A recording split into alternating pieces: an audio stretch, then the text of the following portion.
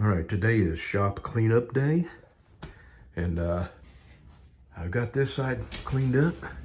The next thing I'm gonna work on, I'm gonna make all these neck knives. I'm gonna make them all. And these are all the 3-finger neck knives, I do believe. They are. And I'm probably not gonna ask a lot for these because I'm gonna make them all at once, and I'm not spending a lot of money. I'm using up handle material that I have, you know, all this. Not this. This is good stuff here. This is $40, $50, $60 knife handle. So now I'm going to clean this side. I'm cutting me a new post office table mat. And let's see. I mailed a knife last Friday to a person, and it's going to the Savannah area, and it still has not got there. So the last bacon handle knife that I made, the one I kind of messed up on the Ricasso, 2 little scratches on it, that sold. So I've got that boxed up, and I'm going to mail it today. And I'm going to bring my tracking number, and I'm going to ask them, why is it not there? I mean, this is 6 days. And I mailed another knife to Alabama, lower Alabama, northern Florida, the Panhandle area. And that got there yesterday. So I know we've had some bad weather. I don't know how far east the bad freezing weather went. Maybe that's an explanation. Maybe they just got backed up. But, you know, the guy's already paid me for it, and I'm a little concerned that it hasn't got there yet. So I'm going to check on that today. And today is just shop cleanup day. And I'll show you a little bit as I progress. It's nothing earth-shattering. Right now I'm going to work on this, dust everything off, and then clean all my machines off, sweep it all on the floor, then I'm going to sweep the floor up. And then we're going to the post office. And then my wife wants to pick up her medicine at the pharmacy and make sure that her new insurance company is paying for the drugs, because they didn't pay for it last time when they took it out of her checking account, and that was a huge chunk of money to, you know, be surprised by. All right, let me get to Sweden. I just realized something. I said that bacon handle was the last of that stuff. Well, it was not. When I bought 3 pieces of that bacon handle material, and these red, white, and blue things. So this is going to be a deplorable with red, white, and blue handles. And that's actually, I'm going to make that next. You know, I said I was going to work on the little neck knives, and I am. But I have a deplorable up here ready to start work on. And I'm just going to go, I'm actually going to cut that out now. And then, anyway, I'm working on it. It's just, I let it get really messy in here, and now my whole head is screwed up because of the mess. So I got to make everything neat and orderly again. All right, I got one started. I'm just going to set it to the side. I'm fixing to go mail that sharp finger, inquire about the dinner skinner that hadn't showed up yet, and then go to the pharmacy. And I found some, this is that Turkish walnut that I made a deplorable out of, and I've got this much left of it. And I think I can actually get a couple of 3-finger knives out of this, and maybe a 4-finger knife. Let me get a 4-finger knife pattern here and see. Yeah, if I cut it just ever so, yeah, I could get a 4-finger knife out of this. And I don't have one cut yet. I've got 3-finger knives, so I'm going to set that aside. But I know I can get a 3-finger knife out of this. Let me just double check.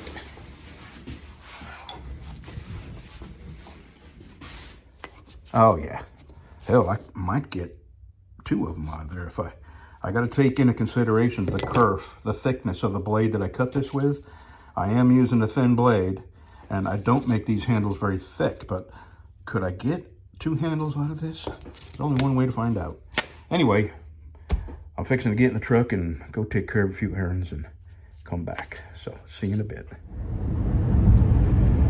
Well, I mailed the bacon handled sharp finger, the one I made had a little imperfection in it. I checked on a bacon handle dinner scanner that I mailed last Friday. Today's Thursday. You'll see this Friday morning. And she said it's still in transit. Well, you know, that's what it says, but how could it possibly... I could have walked there from here. I mean, not me, but somebody could have. Anyway, I have sort of found a temporary workaround for my missing electricity. And I kind of suspect the line that I used for the outlets that went out came from another shed that was on the ground there that had electricity going to it. I moved that shed and the wires were still live. So I ran the wires up underneath there. They're under the ground until it gets to my shop. I didn't do that. They were already there. So I suspect that somewhere under the ground they've got a nick or they're shorting out. I can't find which breaker it is. So I found a temporary workaround. I got this 4-plug outlet, heavy duty. It's got a breaker built into it. And I got a plug inside the trailer that I'm going to run a heavy extension cord to this 4-plug outlet with a breaker. And that'll get my machinery going back again. And it's just too wet. Before it was too cold. Now we've had 3-4 days of rain. Right now, this is the first sunshine we have seen in about a week. And it's, you know, cloudy, but sun, you know, partly sunny. Or partly cloudy if you're a pessimist. So I'm on my way to Harbor Freight to get me a short, heavy extension cord. And outlet that I'm plugging into in the trailer is a 15 amp outlet, which is more than enough to start those machines up one at a time. You know, I never use more than one at a time anyway. So anyway, I wanted to tell you, I don't subscribe to Redacted, but occasionally I watch them. My wife subscribes to them. I don't know if it's on YouTube or Rumble, but Redacted, Clayton Morris, interviewed a guy that's down there where all the people are coming across, you know, the Durian Gap. And I think that's between, I think it's somewhere between Venezuela and maybe Mexico, southern Mexico. I don't know. But anyway, it's just, there's no roads, there's no trains. It's all jungle, and people who come from Venezuela and the further South American countries, they have to go through this, I don't know if it's Durian or Durian Gap. And it's jungle. And, you know, it's infested with, I don't know if you call them cartels, but gang people who rape and pillage unless you pay a lot of money to get through there unscathed. So he's down there, and you should watch that. If I can remember, I'm going to put a link in the description to that video. And these people that are coming by the tens of thousands have military-style haircuts. They're in their 20s and 30s, single men. One of the guys the other day, maybe you heard about this, somebody was down there on the border, and they asked him where he was from, and they got into a kind of tit-for-tat. And the guy says, "Never mind who I am, you'll find out soon enough." Well, his face was very clear. They found out who the guy is. They have his name. He just spent 10 years in prison. He's I hate to use the word, terrorist.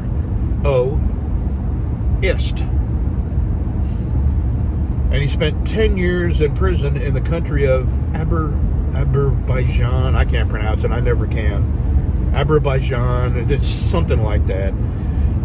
And they found him, you know, in possession of and making things that would hurt a lot of people. Boom. I'm trying to be careful of what I say, because the bots and the algorithm, you know, they shut your video down. So they found out that's the guy who is here now. He came right over here, nothing stopping him. And they now know who he is and what his specialty is. He's here, along with tens of thousands of Chinese nationals, men with military haircuts. Nobody has a military haircut because it's cool, you know? And fit young men that are not here to work. And we're just inviting them in. Well, this guy said that Alejandro Mayorkas, the Homeland Security guy, who happens to be a Cuban refugee that came to this country illegally years ago with his parents as a child, and now he's in charge of Homeland Security. He was down there visiting this, they call it China Camp. They have another name for it, but the reporters down there call it China Camp because it's nothing but Chinese nationals at this camp before they make the trip the rest of the way through Mexico up into our country. And after Mayorkas left that camp, within a few days they had expanded the camp and brought in trailers with showers and like cabins in them and bunks to support more people. And my God, I mean, something bad is going to happen. There's a reason they're bringing all these military-aged men over here knowingly encouraging them to come. Here's something else that is another little piece of the puzzle. I'm not smart enough to put all this together. I have no idea what's in store for us. But Charlie told me, one second, I got to pay real close attention here. This is a screwed up intersection. And then when you got, it's a turn lane that turns into the right lane here. And people will jump into that turn lane and pass you because you're going the speed limit. So this is the guy. Anyway, he's gone. So I can stop. Charlie was on a website, the military's website, and they've changed the wording about how immigrants can become American citizens by joining our military and serving a 3-year term. Now they've changed the wording and they've added that all immigrants of a certain age are subject to conscription. Could that be a key to why they're letting all these military-aged men in here? Because we possibly may have a war coming up, and they've already said that the crop of young men that we have to choose from for the military is, I mean, they can't walk to a mailbox from their driveway. They're soft video gamers. You know, when I joined the military back in the 70s, it was tough. And I just don't see any kids today that are tough enough or hard enough to make it through a typical boot camp and withstand the rigors of, you know, living out of your backpack and shooting and walking for miles and miles and miles, or running for that matter, or digging ditches and hiding in them. We've created a nation of extremely soft, feminine men, and so maybe that has something to do with the reason they're letting hardened people into this country, physically fit, hardened young men into this country. Just me thinking out loud. I'm totally perplexed as to why we would purposely invite millions and millions of undocumented, well, they're sort of documented, I guess, asylum seekers into this country, and they all happen to be the same age. They all happen to be physically fit young men. Not all, but the vast majority. And it's not Mexicans. That's another thing. There are sheriffs that are reporting all over this country cartel activity in major cities. Cartel moving into cities, taking over drug rings, bringing that drug called fentanyl, which is the problem now. I guess that's the new crack or the new meth. I don't know. But, man, just in 3 years of Biden, just 3 years is all it took was to bring our country to near destruction. And the next guy, whoever's in next, there's no way he can turn this around. No way you can round up, 12 million people and send them back to where they came from. There's just not enough of our people to do that. So the next guy who's in, whoever, whether it be Orange Man or another war hawk like Nikki Haley, or they may let a Republican win just to appease what they call the ultra MAGAs. I don't know. All I know is this, that I got food, I got water, I got ammo. Pew pews. What else can I do? I'm so dizzy I gotta pull over. This doesn't happen often, but it happens enough where I gotta go. Okay, that went away. I made it to Harbor Freight and I just sat in the parking lot for a minute. I get these dizzy spells occasionally, and I think it's my neck. I've got 3 herniated discs in my neck, and when my neck starts to hurt, I notice that I get the dizzy spells more often. Well, anyway, I forgot this very important piece of information that's also part of the big puzzle. Alejandro Mayorkas, the Homeland Security dude, he was once a big muckety-muck with the company HSCI. I don't know what it stands for.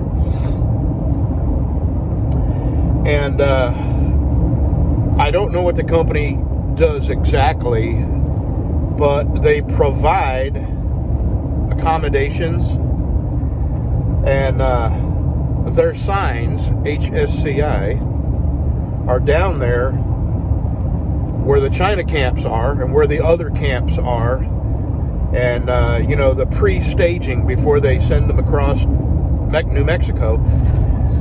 The signs for the company that he used to be a big muckety-muck for are all down there on the chain link fences, on the places that they've put up to house these people. I have no idea what the connection is. I mean, there's a connection somehow. It's way more than I can figure out. There is so much nonsense going on. Malarkey. Remember that? No malarkey. I think that was somebody's campaign slogan. No malarkey. His opponent was "Make America Great Again," and his slogan was the "No Malarkey" campaign, or some bull of stuff like that. Anyway, there's a whole bunch of malarkey going on, and it's making my head spin. There's just way too much to keep up with. There's so many pieces. There's so many pieces to this puzzle, you just can't figure out what the puzzle looks like, I don't know where they all fit in. I feel like it won't be long, we're all going to find out what the puzzle is. Okay, that's my my workaround. That's my four outlet with a breaker, and then I got a cord that goes behind that and under the door and up to the outlet there. I just got to remember not to go ass over tea kettle. You ever heard that? When I was a kid, my dad used to say that, ass over tea kettle. I don't know what that means, but my dad had British parents, and that might be a British saying, ass over tea kettle. I don't know. So, I'm going to brag a little bit. Okay, I'm going to brag a lot, okay? Come on, look at those bevels. Alrighty. Tomorrow, I'm not sure what I'm going to do tomorrow. Right now, I'm going to re-clean that up. And then I'm going to sweep I'm going to clean this up around here. Almost done. 30 minutes, I'll be out of here. And I got my helper. He's got all brand new washed. His bedding's all been washed. You too hot? I'll close that for you. Get that sun off of you. Or did that feel good, huh? Did that feel good on your old bones? Your 14-year-old bones? Okay. Okay. That's clean. Floor's clean. That's clean again. Now, oh, I didn't mean to, hold on. Well, okay, since you're looking at me, let's just show you my boy. See, that's a hard day there. That's a yawn from a dog putting in a hard day. Okay, I'm gonna sand until 4. Everything's cleaned up in here, ready to go. Oh, and them drawers, those are Harbor Freight doors, are like $2 each or so. And I got all my pins in there, real easy to get to, handy. And so yeah, and I think I'm just going to stick with my buddy heater in here and bring a 20-pounder in here. I just don't want to spend any money. I spent some money today on, I didn't show you these. These are Scotch-Brite wheels. One is 400, one is 800 grit. And that is for Kydex. I've always wondered how other Kydex makers get their edges so nice. That's it right there. I found a video, and actually where I found the video was the people that sell them, CKK Knife Kits, knifekits.com. And so anyway, I'm going to sand until 4. I think I can sand the initial. This is 120 here, and I'm starting with 150, and I think I can get this thing all cleaned up with 150 and then go home and feed my dogs and take a shower and go to bed knowing I had a pretty fruitful day. So have a good Friday, y'all, and we'll see you Saturday.